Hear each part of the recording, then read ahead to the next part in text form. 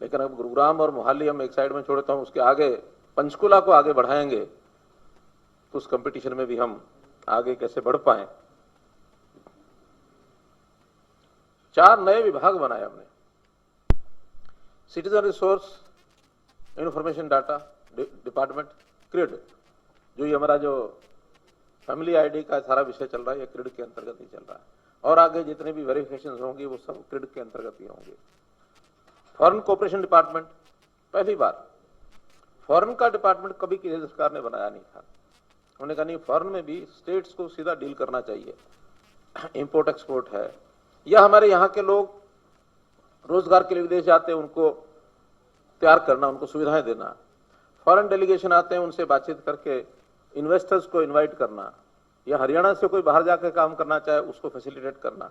तो foreign cooperation department उन्होंने बनाया।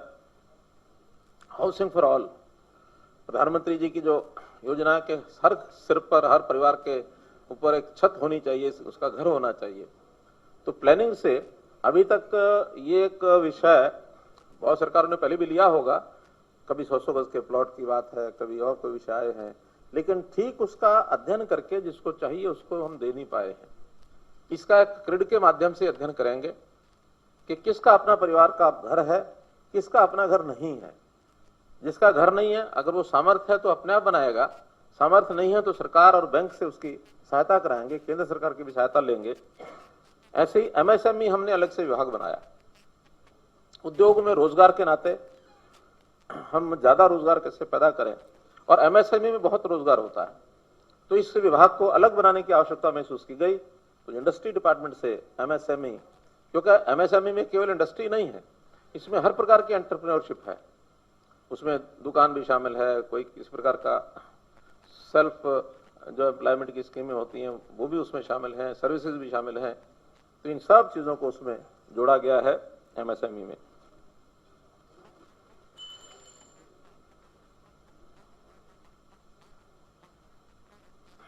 पानी, हमने पानी की गंभीरता को समझा और पानी कैसे बचाया जाए, क्योंकि हमारे यहाँ पानी का स्रोत जो है बहुत लिमिटेड है। हमारा जो अधिकार है सॉइल का, उस नाते से हमारा जो पड़ोसी प्रदेश है वो उसमें उलझा के रखा हुआ है। सुप्रीम कोर्ट में विषय है, कब सुलझेगा कब नहीं सुलझेगा। हम लगे हैं कि लगातार उस सुलझाने की ओर आगे बढ़ रहे हैं, और हमने उसमें सुप्रीम कोर्ट में निर्णय भी करवाया है। अब तो केवल एग्जीक्यूशन का है कि एग्जीक्यूशन केंद्र सरकार करे या कोई और एजेंसी करे, वो उस और आगे बढ़ रहे हैं। लेकिन फिर भी जो पानी हमारा उपलब्ध है, हम उसका मैनेजमेंट क्यों नहीं ठीक करें। तो हमने उसकी द्विवार्षीय जल प्रबंधन योजना ये बनाई है कि इन 2 वर्षों में, हालांकि इस पर जितना काम कोविड के दिनों में हम पर्याप्त नहीं कर पाए, तो इन 2 वर्षों में फिर भी पर्याप्त, चाहे वो इरिगेशन डिपार्टमेंट की योजनाएं हैं, चाहे पब्लिक हेल्थ इंजीनियरिंग की योजनाएं हैं, ऐसे सबके माध्यम से एग्रीकल्चर की उसमें योजनाएं हैं, पानी को कैसे बचाया जाए। योजना हमने शुरू की, किसान धान को कम बोए, मेरा पानी मेरी विरासत, 7,000 रुपये प्रति एकड़ देने का यह काम किया हमने। विश्व बैंक ने भी इसको सराहा है कि ऐसी एक योजना जिसमें से पानी बचता है। 94,000 एकड़ लैंड पर पिछली बार पानी कम बोया गया, यानी धान कम बोया गया। इस बार 2 लाख एकड़ का हमने टारगेट रखा है। छोड़ दो,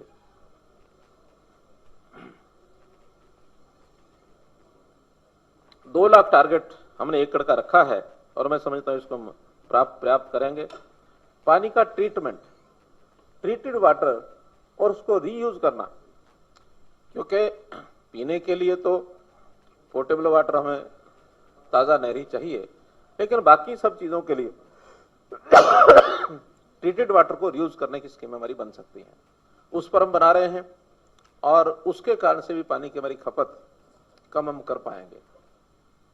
इरिगेशन में माइक्रो इरिगेशन, जो काडा डिपार्टमेंट, उसको मिकाडा बनाया ताकि माइक्रो इरिगेशन के ऊपर हम लोग काम कर सकें, ताकि पानी की कैसे बचत हो। तो मित्रों, पानी पर हम लोग बहुत गंभीरता से विचार कर रहे हैं, ताकि कॉमन मैन को ये पानी कैसे मिले। कम से कम पीने का और बाकी चीजें सुलभ पानी मिल जाए। इन सब कामों को ध्यान में रखते हुए यानी देखते हुए हमें बड़ी प्रसन्नता है कि नीति आयोग समय समय पर मूल्यांकन करता है स्टेट्स का। इस बार 2020 का जो रैंकिंग आई है, आपको बताते हुए खुशी हो रही है हमें कि जो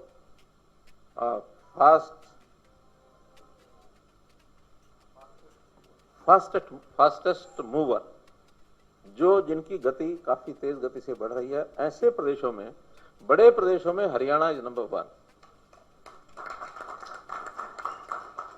बाकी प्रदेशों के आंकड़े 2019 से कोई 2 अंक, कोई 3 अंक, कोई 5 अंक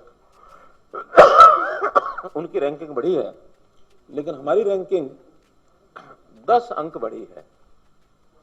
बड़ी स्टेट्स में सर्वाधिक है, केवल छोटी स्टेट्स में मिजोरम हमारे से आगे है, जो 12 अंक लेकर के छोटी स्टेट से प्रथम रहा है।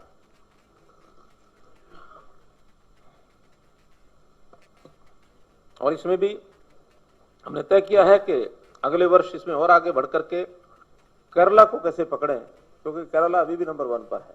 टोटल मिलाकर हमारे 67 रैंक है, उनकी 75 मार्क्स हैं रैंकिंग में। अभी भी हम 8 अंक पीछे हैं।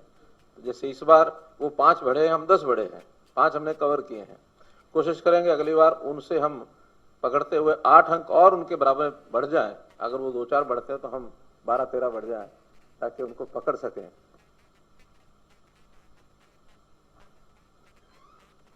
कोरोना के दिनों में कुछ चीजें और भी हमको, जैसे एक चुनौती के साथ कुछ अवसर आते हैं, तो शिक्षा विभाग को भी ऑनलाइन करने का हमको अवसर मिला है। यानी एक प्रकार से देखा जाए तो विद्यालय जो अब घरों में पहुंच गए हैं। जो विद्यालय में बच्चे आते थे, अब वो विद्यालय के ही अध्यापक ऑनलाइन टीचिंग करते हैं, पढ़ाते हैं। और इसके अंदर हमने अब विद्यार्थियों को लैपटॉप यानी क्या टैबलेट्स देने का निर्णय लिया है। 9वीं से लेकर 8वीं से लेकर के 12वीं तक के विद्यार्थियों को टैबलेट्स दिए जाएं, ताकि उसमें ऑनलाइन भी पढ़ाई कर सकें और जो यूट्यूब से भी करते हैं वो भी कर सकें, और कुछ अपलोडेड ऐसे जो लेसन्स हैं उसको मॉड्यूल के रूप में उसको पढ़ाई कर सकें। हमने आंगनवाड़ी और आशा वर्कर्स, मोबाइल दोनों को दिए ना, आंगनवाड़ी और आशा वर्कर्स दोनों को मोबाइल दिए हैं, ताकि फील्ड का जो डाटा है, अभी उनको कुछ को दे दिया, कुछ के भी चल रहे हैं, लेकिन दोनों को यानी मोबाइल देने की हमारी योजना है, ताकि फील्ड में जो उनसे डाटा लिया जाता है वो एप्स के माध्यम से और आसानी से डाटा दे सकें। तो इन दोनों को उस प्रकार का ये लाभ दिया जाएगा। शिक्षा को और वैल्यूएबल बनाने के लिए और इसको मजबूत करने के लिए, शिक्षा, देखिए प्राथमिक शिक्षा में हम थोड़ा अपने आप को कमजोर मान के चलते थे, लेकिन इस वर्ष में जो योजना हमने बनाई है उसमें चाहे संस्कृति मॉडल स्कूल की बात हो, प्राइवेट स्कूलों का मुकाबला करने के लिए संस्कृत मॉडल स्कूल जो है वो compete कर रहे हैं। इनकी डिमांड आने लग गई है गांव से भी, शहरों से भी। हमने इसके साथ प्लेवे स्कूल्स, प्राइमरी स्कूल में प्लेवे स्कूल्स की रचना भी की है। छोटे बच्चों के लिए क्रच, इसकी खोलने की योजना बनाई है, ताकि अगर बचपन अगर मजबूत है तो ये मान के चलेंगे नागरिक अपने आप मजबूत होगा। तो इसलिए शिक्षा को मजबूत करने का भी काम हमने किया है। हायर एजुकेशन में विद्यार्थियों को लोन में बड़ी कठिनाई आती थी, इसको सुलभ किया है। अब हायर एजुकेशन का लोन वो गवर्नमेंट गारंटी पर मिलेगा, जितना जिसकी आवश्यकता पूरा मिलेगा। और साथ ही हमने एक फंड, एक गारंटी स्कीम बनाई है, क्रेडिट गारंटी स्कीम, कि अगर कोई बैंक लोन देता है और उसका वो वापस नहीं हो पाता, तो हमारी जो क्रेडिट गारंटी स्कीम है उसमें से उस बैंक को वापस दिया जाएगा। वापस देने की जिम्मेदारी तो उस विद्यार्थी की है जो लेता है और बाद में नौकरी के बाद वापस करेगा, लेकिन किन्हीं कारणों से वापस नहीं हो पाता तो बैंक को सुरक्षित करने के लिए हमने अपनी जो क्रेडिट गारंटी स्कीम बनाई है उसमें से पैसा उनको वापस मिलेगा। स्किल डेवलपमेंट यूनिवर्सिटी बनाई, पढ़ाई के साथ साथ स्किलिंग, इसको थोड़ा मजबूत करके और कैसे एक नौजवान को नौकरी मिले उस ओर आगे बढ़े, तो स्किलिंग का भी बहुत बड़ा लाभ हमको मिल रहा है। बहुत से इंडस्ट्रियल हाउसेस के साथ हमने एमओयूज किए, तो उस एमओयूज के माध्यम से और वो लोग स्किलिंग करके वहां प्लेसमेंट भी हो रही है। प्राइवेट उद्योग में जो नौकरी है उसके लिए एक बड़ा हमने काम किया, और वो है 75% reservation in private jobs Haryana state की। थोड़ा इसमें उद्योगपतियों का थोड़ा सा जिसको कहना चाहिए कि विरोध शुरू में था, लेकिन अब धीरे धीरे वो इस लाइन पर आ गए हैं कि इस काम को हम करेंगे। उनकी ओर से अपेक्षा है कि हमें स्किल्ड, यानी एक प्रकार से जो फॉर्मल स्किलिंग है, सॉफ्ट स्किलिंग है, इस प्रकार की जितनी आवश्यकता है उतनी करा कर देंगे तो वो नौकरी में रखने के लिए कोई उनको कठिनाई नहीं है, दिक्कत नहीं है, वो देंगे। तो इसको एकदम फाइनल करने के लिए उसके रूल्स हैं वो बनाए जा रहे हैं, और ये बहुत जल्दी इसको हम पूरा कर देंगे। इस प्रकार जितने भी डिपार्टमेंट्स हैं उनके विकास के काम एक एक करके हम, कुछ काम तो ऐसे हैं जो पहली बार हमने किए हैं, और कुछ रूटीन के जो काम हैं हमारे जो विकास के हैं, जो उपलब्धियां हैं, वो सब काम चालू हैं। कोरोना के दिनों में भले हम प्रत्यक्ष जाकर के,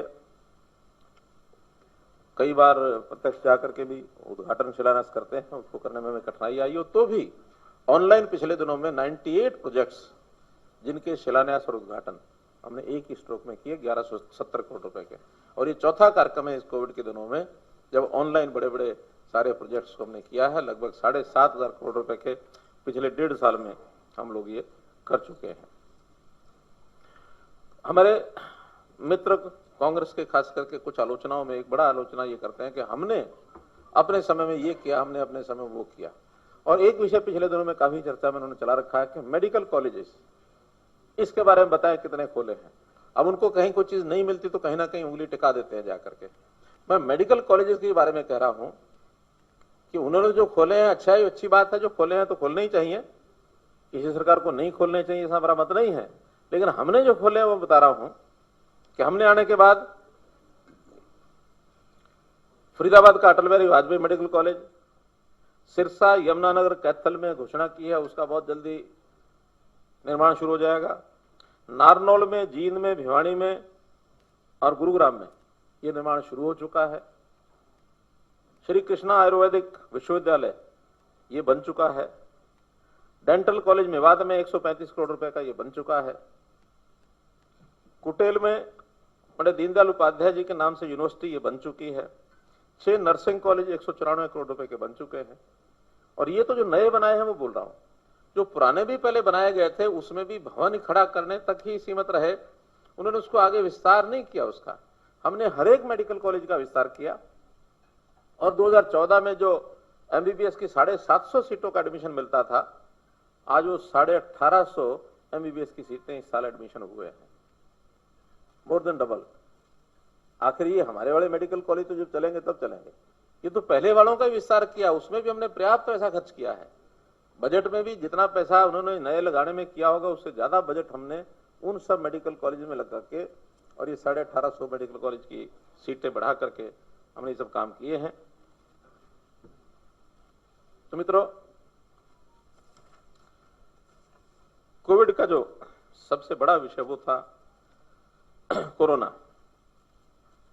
कोरोना में जैसे मैंने बताया कि सारी व्यवस्था हमने ठीक से की, आज सारी दोहराने की आवश्यकता नहीं है क्योंकि ये हर दिन ही चर्चा का विषय रहा।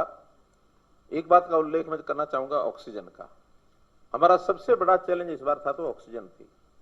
ऑक्सीजन की सप्लाई केंद्र से भी हमने जितना मिलना था वो लिया, और अतिरिक्त भी प्रयत्न जितने इंडस्ट्रियल ऑक्सीजन को जो मेडिकल ऑक्सीजन में बदलने के लिए काम किए वो हमने किए। यहां तक कि जो गैसियस फॉर्म की ऑक्सीजन हमको मिल रही थी, क्योंकि लिक्विड ऑक्सीजन ही ट्रांसपोर्टेबल है, तो उन लिक्विड ऑक्सीजन को, गैसियस ऑक्सीजन को उपयोग करने के लिए 2 जगह हमने स्पेशल मेडिकल हॉस्पिटल बनाए, 500 बेड के, पानीपत में, हिसार में। ये भी यूनिक काम हुआ है, कहीं किसी प्रदेश में ऐसा नहीं हुआ। 1-2 प्रदेशों में हमारे साथ साथ ही हमारे बाद बने हैं, लेकिन पहली बार देश में ये प्रयोग हुआ है। हमारे ये दोनों हॉस्पिटल, भले आज वहाँ पेशेंट्स नहीं हैं, फिर भी ये 6 महीने तक रहेंगे। 6 महीने के बाद कोई दुर्भाग्य से अगर दोबारा से कोई विषय ऐसा आता है तो फिर ये काम आएंगे, और नहीं तो 6 महीने बाद इसको डिसमेंटल किया जाएगा। ऑक्सीजन को, प्राकृतिक ऑक्सीजन कैसे तैयार हो, इस ओर भी हमारे वन विभाग की ओर से हमने योजना बनाई। बड़े बड़े वन ऐसे बनाए जाएं 5 एकड़ से लेकर 100 एकड़ तक, जिसमें से 2 का भी शिलान्यास पिछले दिनों किया है। और इस वर्ष में इन वनों को याद रखने के लिए, कोरोना के कारण से याद रखने के लिए, इसका नाम भी हमने विशेष रखा है ऑक्सीवन, कि इन वनों से ऑक्सीजन मिलेगी। और नए वन जो बनेंगे ठीक है, पुराने वन, खास करके वो पेड़ जिनकी आयु 75 वर्ष से ऊपर हो गई है, ऐसे पेड़ों को भी हम सम्मान करते हैं, वो भी हमारे प्राणवायु देवता है। तो इस प्राणवायु देवता के नाते उनकी भी हमने 2500 रुपया साल की पेंशन लगा दी है, कि जो उन पेड़ों की देखभाल अब करेगा, वो व्यक्ति हो, परिवार हो, संस्था हो, गांव की पंचायत हो, शहर नगर पालिका हो, जो भी कोई इसकी चिंता करेगा, उसको 2500 रुपये साल का रख रखाव के लिए, उसके सम्मान के लिए उनको ये दिया जाएगा, ये मिलेगा। कुल मिलाकर कोरोना के इस कारण से हमने अपनी स्वास्थ्य सेवाएं, स्वास्थ्य की जितनी योजनाएं हैं उनको भी मजबूत किया है। डिस्ट्रिक्ट हॉस्पिटल के साथ साथ CHCs, PHCs, उनमें भी इंफ्रास्ट्रक्चर बढ़े, डॉक्टर्स और बढ़े। इसके लिए डॉक्टर्स की भर्ती, पैरामेडिक्स की भर्ती, नर्सेज की भर्ती, ये भी जरूर हम आगे बढ़ाएंगे, करेंगे। जितने भी हमारे यहाँ पढ़ लिख करके आएंगे उनको भी पढ़ाएंगे, जो बाहर से भी आएंगे उनको भी मिलेंगे, तो इसको प्राथमिकता पर इनकी भर्ती हम करेंगे। अब मैं कोरोना के कारण से जो कष्ट परिवारों में हुआ, खास करके जो लोग हमारे बीच में से चले गए, उनका एक जो बिछोड़ा है वो हमको सहन करना पड़ा। उन परिवारों की भी आर्थिक स्थिति बिगड़ी है। कुछ लोग इलाज के कारण से उनके खर्च बहुत हुए हैं। कुछ लोगों के काम व्यवसाय, खास करके छोटा जो मजदूर, दुकानदार, ऐसे लोगों को उसका बड़ा सहन करना पड़ा है। तो ऐसे ही हमने कुल मिलाकर कुछ योजनाएं जो सोची हैं वो आपके सामने मैं जरूर रखता हूं, बाद में लिखित भी आपको सब मिल जाएंगी।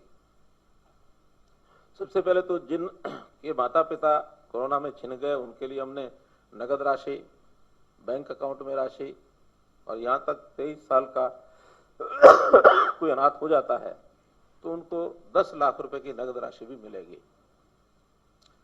जो लोग छोड़ के चले गए और BPL परिवारों से थे, ऐसे 18 से 50 साल तक की आयु के जितने लोग गए हैं, उनके लिए 2 लाख रुपए की एक एक्सग्रेशिया राशि, ये भी हमने शुरुआत की है। आज कुछ करने वाले हैं ना उसको, हाँ, उसको अभी आज हम कुछ एक संख्या जो है, अब जितने भी आज ऑनलाइन हो पाएंगे आज करेंगे, लेकिन आज से उसको शुरू कर दिया गया है कि जितने ऐसे लोग हमें छोड़कर चले गए हैं वो अप्लाई भी करेंगे ऑनलाइन, और हम डाटा जो हमारे पास हेल्थ डिपार्टमेंट में उसमें से भी निकाल सकेंगे। तो ऐसे गरीब परिवारों को 18 से 50 वालों को 2 लाख रुपए नगद राशि ये भी उनको दी जाएगी BPL के लिए। ऐसे ही जो होम आइसोलेशन में BPL परिवार के जो सदस्य बीमार हुए कोविड से, उनको भी हमने 5000 रुपया ये हर व्यक्ति को दिया है। वो भी आज उसको भी हम लॉन्च कर देंगे। लगभग अभी ये 10,000 के आसपास ये संख्या हमारे पास आ गई है। बाकी जैसे जैसे इनमें से अप्लाई करेंगे लोग, वैसा वैसा इनको और आगे बढ़ा देंगे। अस्पताल में जो भर्ती हुए थे, ऐसे प्रति व्यक्ति 35,000 रुपए की राशि, 35,000 नहीं, ये तो हमने बाद में पूरी राशि कर दी है कि जितना उनका खर्च आएगा BPL का, वो सारा खर्च हम देंगे। इसको भी हम शुरू करने जा रहे हैं। फिर जो कुछ गरीब लोग हैं, निर्माण श्रमिक हैं, ऑटो रिक्शा है चालक, रिक्शा चालक, श्रमिक जो कम आय वाले हैं, रेहड़ी फड़ी वाले, अनऑर्गेनाइज्ड लेबर, क्योंकि उसका कोई डाटा हमारे पास बहुत ज्यादा नहीं है, पिछले कोविड में हमें मिला था, फिर भी उसको एक पोर्टल हम खोल रहे हैं। 18 जून से उसके ऊपर रजिस्टर करना शुरू करेंगे, ताकि जो लोग हमारे परिवार पहचान पत्र में आ गए होंगे और ऐसे अनऑर्गेनाइज्ड लेबर है, उनको सबको मिलाकर, तो ऐसे लगभग ये 12 लाख लोग हैं, परिवार हैं। तो ऐसे 12 लाख परिवारों को हम एक मुश्त 5,000 रुपया सबको दे रहे हैं, जो ये कुल मिलाकर 600 करोड़ रुपए की लागत का एक पैकेज ये आज हम घोषणा कर रहे हैं। हर एक परिवार को 5,000 रुपया एक मुश्त। अब वो उसका इनकम कम हुई या कहीं खर्चा ज्यादा हुआ, वो मेडिकल हेल्प इससे अलावा है, जो हेल्थ सर्विसेज के पहले है वो अलावा है। उसके अलावा ये जो काम व्यवसाय छोटे काम करने वाले, ये जो भी कैटेगरीज मैंने बताई हैं, इसके अलावा हेल्थ डिपार्टमेंट की कैटेगरीज हैं ASHA workers, NHM national health mission और शहरी स्वास्थ्य मिशन। ये भी लगभग 22,000 संख्या है। इस 22,000 संख्या भी, क्योंकि इन्होंने काम बहुत किया, मेहनत बहुत की है, हालांकि इनको अपने व्यवसाय के नाते, अपनी तनख्वाह के नाते सब मिलता भी होगा, तो भी जो कि एक चैलेंज इनके लिए था, ये हमारे कोरोना वॉरियर्स जैसे हम कह सकते हैं, उस प्रकार की श्रेणी में हैं, तो इनको भी 5,000 रुपया प्रति परिवार, प्रति व्यक्ति बल्कि रादर, ये इनको दिया जाएगा, जो 11 करोड़ रुपए की ये राशि है। छोटे दुकानदार, ये भी जो BPL परिवार हैं, 3 लाख की संख्या लगभग इनकी है, ये मेरे पास रजिस्टर्ड हैं, तो ऐसे 3 लाख BPL छोटे दुकानदार, इनको भी 5,000 रुपया प्रति परिवार, तो 150 करोड़ रुपया ये भी हमारा इसके अंदर लगेगा, उनको भी एक राशि एक मुश्त दी जाती है। पावर डिपार्टमेंट ने कुछ घोषणा की है कि जो बिल हैं, जिनका फिक्स चार्जेस आता है, काम नहीं हुआ, कम हुआ तो भी मंथली चार्जेस या फिक्स चार्जेस जो लगते हैं, उनका पैमाना यह तय किया है कि अगर किसी का जनवरी, फरवरी और मार्च का जो बिल है, एवरेज बिल, उससे अभी जो इन 3 महीनों में एवरेज बिल, यानी अप्रैल, मई, जून, इनका एवरेज बिल अगर 50% से कम है, क्योंकि अगर 50% से ज्यादा है तो ये मान के चले को काम चलता है, उसका ठीक है, लेकिन अगर बिजली बिल ही 50% से कम आया है तो मतलब उनके काम में कहीं ना कहीं अड़चन पड़ी है। तो ऐसे लोगों के लिए रियायत है कि उनका जो फिक्स चार्ज है, यदि वो 10,000 रुपया महीना से कम है तो उसको सारे का सारा रिफंड किया जाएगा, नहीं लिया जाएगा, या दे दिया होगा तो रिफंड किया जाएगा।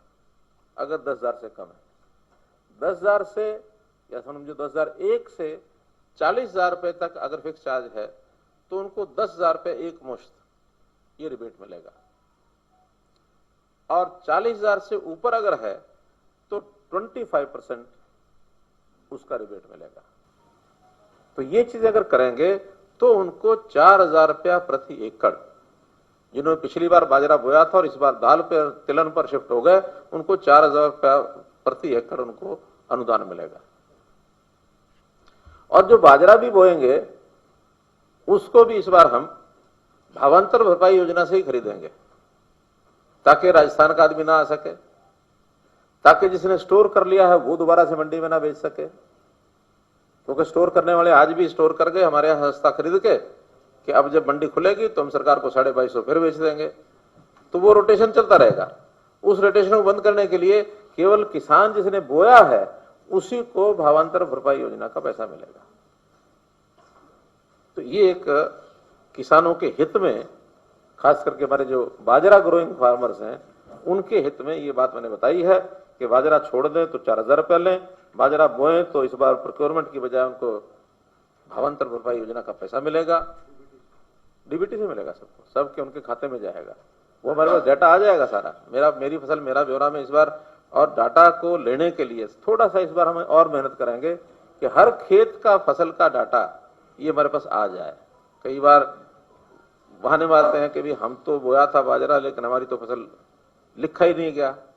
तो इस बार सारे डिपार्टमेंट लग करके, चाहे उसमें रेवेन्यू डिपार्टमेंट है, एग्रीकल्चर डिपार्टमेंट है, इरिगेशन डिपार्टमेंट है, और हमने आउटसोर्सिंग सिस्टम से भी हम लोग लगाएंगे, ड्रोन मैपिंग ये भी हम कराएंगे। तो इसलिए इसको थोड़ा सख्ती से लागू करेंगे, ये विषय भी आपके सामने मैंने रखना था। ड्रोन की बात आ गई, एक विषय और जो मेरे उसमें लिखा नहीं था लेकिन मुझे याद आ गया इसलिए बता रहा हूं। हमने एक नया कार्यक्रम शुरू किया है और एक कारपोरेशन बना रहे हैं, ड्रोन कारपोरेशन ऑफ हरियाणा, और जितना भी सर्वे ड्रोन से करने की आवश्यकता विभागों को पड़ेगी, चाहे वो एग्रीकल्चर है, चाहे फॉरेस्ट है, माइंस है, अर्बन लोकल बॉडीज है, ग्राम पंचायत का डिपार्टमेंट है या टाउन कंट्री प्लानिंग है, क्योंकि सबको एरियल सर्वे की जरूरत पड़ती है। ऐसा एरियल सर्वे करने के लिए एक ड्रोन कॉर्पोरेशन हरियाणा हमने बनाया है, जिसमें पहले चरण में 100 ड्रोन और एकदम अगले चरण में 100 ड्रोन और, तो ऐसे 2 चरणों में 200 ड्रोन लिए जाएंगे। हमारे पास 40 से 50 ड्रोन हैं अभी, लेकिन अलग अलग विभागों में है।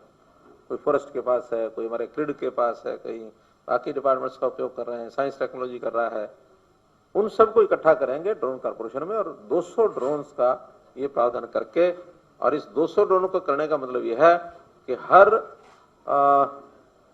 40,000 स्क्वायर किलोमीटर है, तो 200 स्क्वायर किलोमीटर में एक हो जाएगा। 200 स्क्वायर किलोमीटर में एक ड्रोन 10 दिन के अंदर पूरा सर्वे कर लेता है।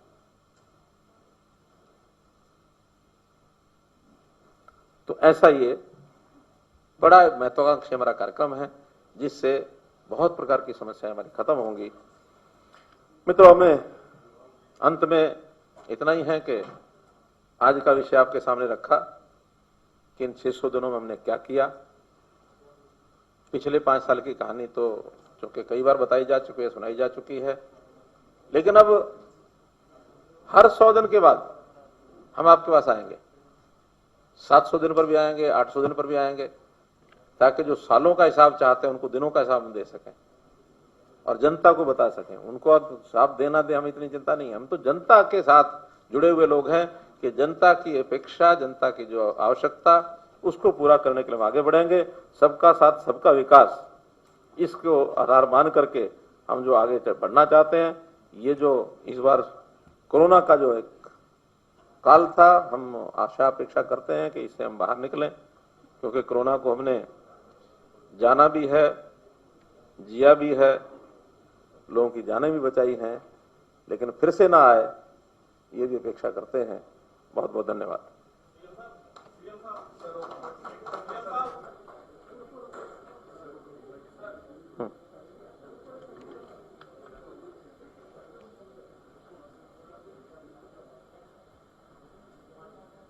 तो इसको कराएं। अभी रुको, अरे अभी रुको, और कार्यक्रम बाकी है। हाँ,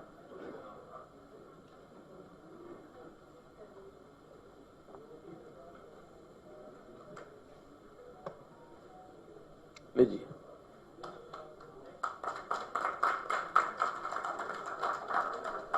ये इतने लोगों को आज जो ये स्क्रॉल चल रहा है, इनको सीधी पेमेंट ये जा रही है 2 लाख रुपया।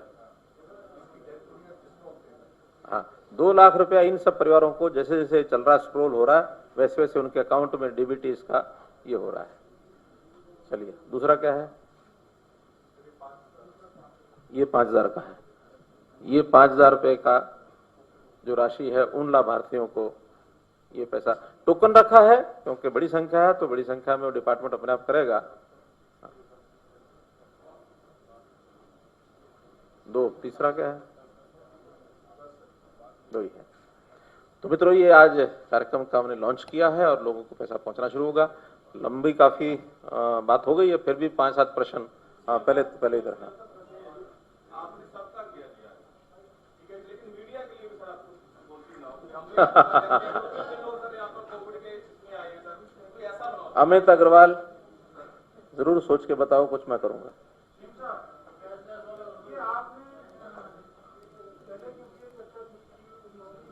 कोरोना की आएगी क्या, क्योंकि आपने कहा कि निपट रहा है, तो तीसरी वेव की आशंकाएं जो थी अब खत्म है? नहीं, देखिए, हमने तैयारी पूरी अपनी कर ली है। कोई चीज हम कभी भी लापरवाही नहीं बरतेंगे, लेकिन जैसे मैं एक वाक्य प्रयोग किया करता हूं, hope for the best and be prepared for the worst also. तो हम तीसरी वेव आए या जो अभी ब्लैक फंगस का विषय है, किसी प्रकार की कोई भी कठिनाई आएगी, उसमें हमारा हेल्थ डिपार्टमेंट, एजुकेशन डिपार्टमेंट, बाकी संबंधित जितने विभाग हैं, सब लोगों ने अपनी अपनी तैयारी कर रखी है। और मैंने तो कहा कि अपेक्षा हमारी ये है कि ना आए, इसमें से हम सुरक्षित बाहर निकल जाए। आएगी तो हम तैयार हैं। एक मिनट, हाँ एक मिनट, हाँ 6 महीने में डिसमेंटल हो जाएंगे। 6 महीने तक तो, आखिर 6 महीने तक तो हम प्रतीक्षा करेंगे ही ना। 6 महीने के बाद उनको हमने बना के रखना है कि नहीं रखना है, क्योंकि टेंटेड एक अकोमोडेशन है और टेंटेड अकोमोडेशन बिना किसी यूज के खड़ा रखना ठीक नहीं है। हमारा पहला टेंडर 6 महीने का हुआ है, एक्सटेंडेबल अप टू नेक्स्ट।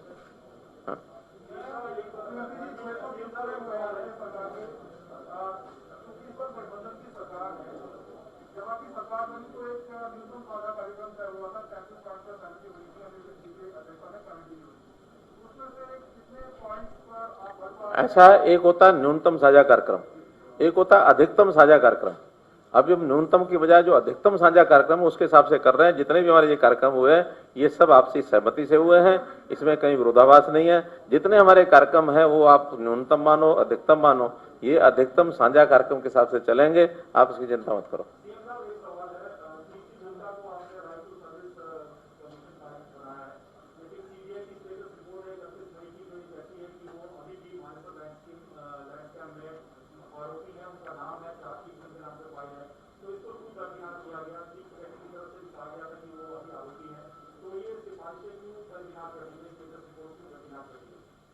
देखिए एसीएस जो होता है ना, वो इस पद से भी बड़ा काम है। अगर वो इतने साल से एसीएस रह गए हैं तो फिर यहां भी बन सकते हैं। जो स्टेटस उनका एसीएस के नाते था वो आज भी है, जो स्टेटस रिपोर्ट्स का उस समय था वो आज भी है। कहीं भी कोई बात आगे आएगी तो उस समय मिलकर के अपने आप संभाल लेंगे हम।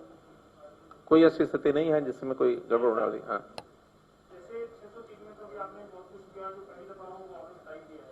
आपने एक बहुत बड़ा कार्यक्रम गुड़गांव में किया था पिछले टेन्योर में, जिसमें 6 लाख करोड़ के निवेश करने का प्रपोजल्स आए थे। बहुत अच्छा कार्यक्रम आपका था। हम कितने पे आ पाए? 6 लाख में से कितना, हम 6 लाख करोड़ में से कितना करोड़ हम इतने 5 साल तकरीबन हो गए उसको आए हैं था? आज अभी हमने M2 600 इसका कार्यक्रम किया है। अगस्त के महीने में मैं M2500 ये कार्यक्रम करूंगा, उससे बताऊंगा। हाँ।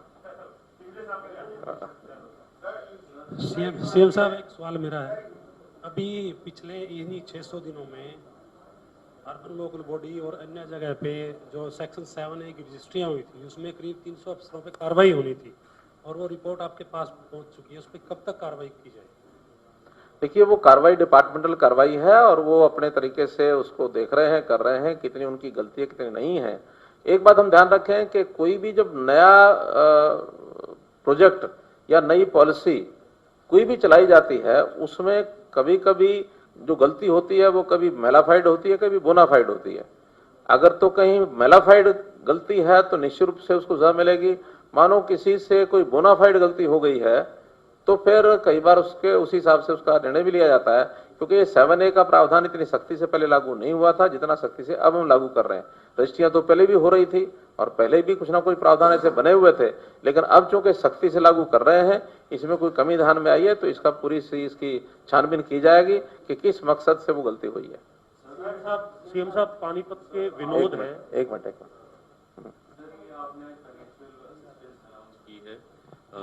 जो कोविड के विक्टिम्स हैं और उनके जो सर्वाइवर्स हैं, उनके कोविड विक्टिम्स की फैमिलीज के लिए बीपीएल का हो गया, कुछ एक और गरीब तबकों का हो गया, लेकिन कई महिलाएं स्पेशली वो हैं जो टोटली डिपेंडेंट थी एक मेल मेंबर के ऊपर, वो एपीएल या बीपीएल से नहीं है।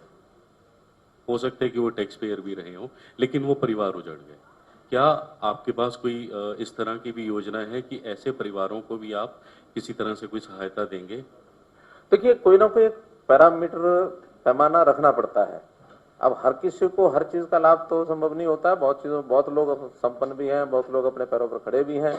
अगर कोई ऐसा इंडिविजुअल केस कभी आएगा कि किसी एक व्यक्ति के कारण से उतना वो परिवार इतना पीछे हो गया है या इतना शटर हो गया कि उसकी मदद करने की जरूरी है, तो वैसे भी करते हैं।